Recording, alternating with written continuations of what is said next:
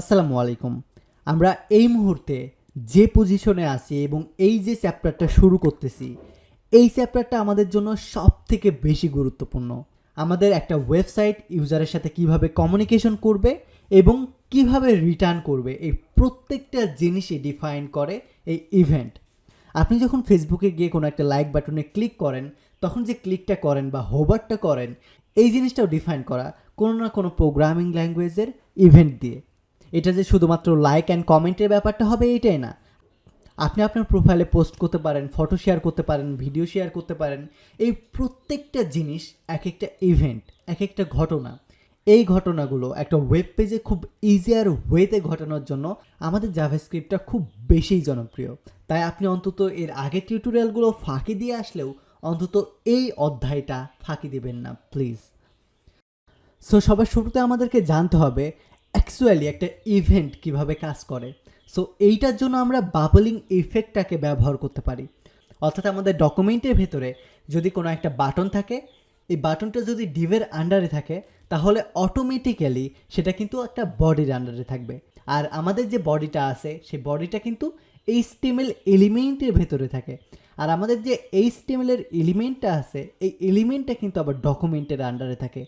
এই জিনিসটাকে যখন আমাদের বাবলিংটা ঘটে, অর্থাৎ ইউজার যখন রেসপন্স করে বা কোনো একটা বাটনে ক্লিক করে, এটা হতে পারে ক্লিক, এটা হতে পারে হোভার, মানে যে কোনো কিছু হতে পারে, মানে যখন কোনো ইভেন্ট ঘটায় কোনো একটা ইউজার, তখন এই জিনিসটাকে আবার উল্টো করে ঘুরে যায়। এই যে ঘোরার কাজটা করে, এই ঘোরানোর কাজটা করে ইভেন্ট মডেল। অর্থাৎ আমাদের বাবল ইফেক্টের মাধ্যমে যে ইভেন্টটা ঘটে, এই জিনিসটাকে মূলত বলা হয় ইভেন্ট মডেল। সো আপনি যদি এই মুহূর্তে বাবল ইফেক্টের কনসেপ্টটা ক্লিয়ারভাবে বুঝে না থাকেন, তাহলে অরিড হওয়ার কোনো কারণ নেই, বিকজ আমরা এক্সাম্পল সহকারে দেখানোর জন্য তো আসি। সে এই মুহূর্তে আমি index.html ফাইলে একটা বাটন ক্রিয়েট করব। সো এটার জন্য বাটন ট্যাগ লিখলাম এবং এইটার ভেতরে আমি একটা আইডি ক্রিয়েট করব btn নামে, এবং এইটার ভেতরে অন ক্লিক নামে আমি একটা অ্যাট্রিবিউট লিখব। আমাদের অন ক্লিকের মতো এমন অনেক অনেক অ্যাট্রিবিউট আছে যে জিনিসগুলো ব্যবহার করে আমরা জাভাস্ক্রিপ্টের ইভেন্টগুলোকে হ্যান্ডেল করতে পারি। সো আমি আপাতত অন ক্লিক ব্যবহার করে দেখাচ্ছি। সো এই জায়গায় একটা ফাংশন ক্রিয়েট করব। আগে আমি এই জায়গায় ধরে নিই এটাকে, let's say btn is equal document dot query selector, এবং এই কোয়ারি সিলেক্টরের ভিতরে আমাদের btn আইডিটাকে জাস্ট আমরা ধরবো। এখন এই বিটেনটাকে যখন আমরা ক্লিক করব, তখন আমাদের একটা ইভেন্ট ঘটবে। এই জিনিসটা আমরা এখন করতে চাচ্ছি। সো এইটার জন্য আমাদের একটা ফাংশন ক্রিয়েট করতে হবে যেন আমরা বাটনকে ক্লিক করি।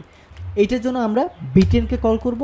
দেন আমাদের অ্যাড ইভেন্ট লিসনার নামে আমাদের একটা মেথড আছে, যেই মেথডটা ব্যবহার করার মাধ্যমে আমরা আমাদের অনেকগুলো ইভেন্টকে কল করতে পারি। সো এইটার জন্য এইটার ভিতরে আমি অ্যাড ইভেন্ট লিসনার মেথডটাকে কল করে নেব, এবং এই জায়গায় আমরা আমাদের ইভেন্টটাকে কল করব। অর্থাৎ এই ইভেন্টটা কি হবে, ক্লিক ইভেন্ট হবে, হোভার ইফেক্ট হবে, অনলোড হবে না শুধু লোড হবে, এই জায়গায় সেই জিনিসটা বলে দিতে পারবো। সো আপাতত আমরা ক্লিক ইভেন্টটা নিয়ে কাজ করব। সো এইটার জন্য ক্লিক ইভেন্টকে কল করব, দেন একটা কমা দিতে হবে এবং এইটার ভিতরে আমাদের লিসনার অ্যাড করতে হবে। দ্যাটস ওয়াই আমাদেরকে একটা ফাংশনকে কল করতে হবে। সো আমি একটা ফাংশন ক্রিয়েট করতেছি এবং এই ফাংশনের ভেতরে আমরা প্যারামিটার পাস করতে পারবো। আমরা যদি প্যারামিটার পাস নাও করি তাহলে কোনো প্রবলেম নেই, বাট আপাতত আমাদের ইভেন্টের জন্য জাস্ট আমি নামে একটা প্যারামিটার পাস করতেছি, এবং এই জায়গায় গিয়ে আমি জাস্ট অ্যালার্ট মেসেজ শো করব। অ্যালার্ট, সেই জায়গায় আমি বলবো বাটন ওয়াজ ক্লিকড, জাস্ট এতটুকু বলবো। এখন এই মুহূর্তে আমি যদি আমাদের ফাইলটাকে রান করি এবং আমাদের বাটনটাকে শো করানোর জন্য অবভিয়াসলি এটার ভিতরে কিছু একটা লিখতে হবে, বাটন। এখন যদি আমি বাটন লিখে এই জিনিসটাকে সেভ করি এবং আমাদের ব্রাউজারে গিয়ে এটাকে জাস্ট ক্লিক করি, তাহলে আপনি দেখতে পাবেন বাটন ওয়াজ ক্লিকড। অ্যামেজিংভাবে আমাদের কিন্তু একটা ইভেন্ট ঘটলো। আমাদের এই যে এইমাত্র যে ইভেন্টটা ঘটলো, এটা কিন্তু অন ক্লিকের জন্য ঘটে নাই। আমরা জাস্ট এই সরাসরি বাটনটাকে ধরছি, যার কারণে এই ইভেন্টটা ঘটছে। আমরা যদি অন ক্লিক ইভেন্টের মাধ্যমে করি, তাহলে আমরা সরাসরি এই জায়গায় একটা ফাংশন ক্রিয়েট করতে পারবো। সে ফাংশন, এটার একটা নাম সেট করবো সে ক্লিক, এবং এই ক্লিক ফাংশনের ভিতরে আমরা এই জিনিসটাকে রাখতে পারি। যদি বাটনটা ক্লিকড হয় তাহলে আমাদের এই জিনিসটা শো করবে, এইভাবে আমরা বলতে পারি। সো ফাংশনের নাম সে ক্লিক দিলাম।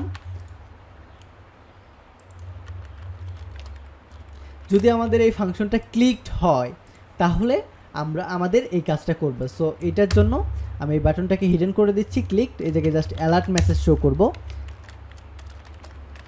The button was click. এখন যদি যাই আমাদের ফাইলে এবং রান করি দেখতে পাবেন দ্য বাটন ওয়াজ ক্লিক, এই মেসেজটা শো করাচ্ছে। এই মুহূর্তে আমাদের যে বাটনটা আছে ওটা কিন্তু আমরা কমেন্ট করে দিছি। এই জিনিসটা কাজ করার মেইন কারণটা হচ্ছে আমরা অন ক্লিকের ভিতরে ক্লিক নামে ফাংশনটা বসাই দিছি এবং এই ক্লিক ফাংশনের ভিতরে আমরা বলে দিছি যে এই জায়গায় যখন ক্লিকড হবে, অন ক্লিক মানে আমাদের ক্লিক নামে একটা ফাংশন ক্রিয়েট হবে এবং ক্লিকড হওয়ার পরে এই অ্যালার্ট মেসেজটা শো করবে। আপনি বেশ কয়েকভাবে এই সেম জিনিসটা করতে পারেন। সো আমাদের এই টিউটোরিয়ালে মেইন ফোকাসটা কিন্তু ক্লিক হচ্ছে কি হচ্ছে না ব্যাপারটা এইটা না, আমাদের মেইন ফোকাসটা হচ্ছে কোনো একটা ইভেন্ট ঘটতেছে কি না। আমরা যখন একটা বাটনে ক্লিক করতেছি তখন কোনো একটা ইভেন্ট ঘটতেছে কি না এই জিনিসটা বোঝানোই আমাদের মেইন উদ্দেশ্য ছিল। এর পরের পার্টে আমরা ইভেন্ট হ্যান্ডেলিং নিয়ে কাজ করব, অর্থাৎ কীভাবে একটা ইভেন্ট হ্যান্ডেল করতে হয়, কোন কোন ইভেন্ট হ্যান্ডেল করতে হবে, এই জিনিসগুলো নিয়ে আমরা পর্যায়ক্রমে কাজ করে যাব। সো এই ভিডিওটা এই পর্যন্তই থাকবে। আপনার যদি ইভেন্ট সম্পর্কে আরও কোনো বেটার সাজেশন থাকে তাহলে অবশ্যই কমেন্ট করে জানাতে পারেন। ধন্যবাদ, টেক ইট ইজি।